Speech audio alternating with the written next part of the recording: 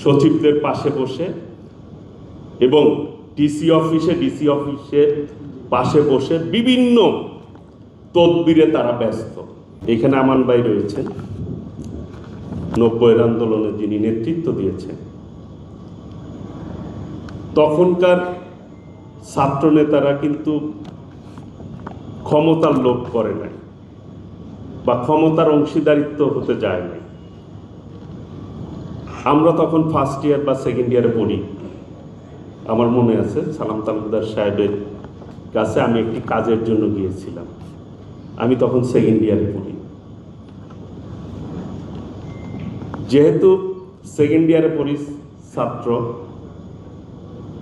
আমি কাগজটা আমার এক শিক্ষকের ট্রান্সফারের বিষয় ছিল। উনি কিন্তু কাগজটা ঢিল মারে ফেলে দিছে, বলছে ফার্দার এই ধরনের কাগজ নিয়ে তদবির নিয়ে আমার কাছে আসবে না। ছাত্ররা লেখাপড়া করবে, ছাত্র রাজনীতির কাজ এটি না। আজকে সচিবালয়গুলিতে,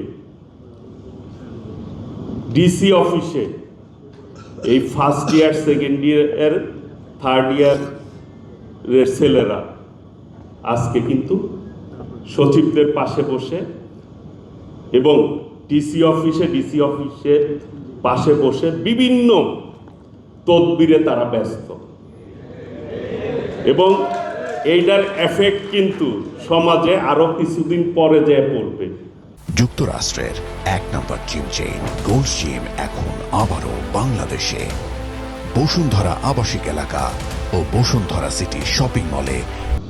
এই সমাজ আস্তে আস্তে কুলুষিত হয়ে যাচ্ছে।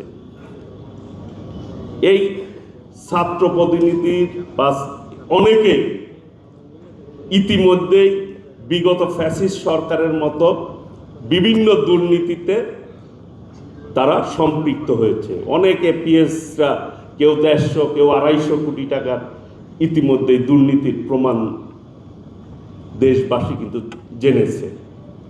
এইভাবে যদি একটি রাষ্ট্র ব্যবস্থাকে প্রথম পর্যায়ে ভেঙে যায়, তাহলে কিন্তু সেই রাষ্ট্রের অবস্থা ভবিষ্যৎ কিন্তু ভালো হবে না।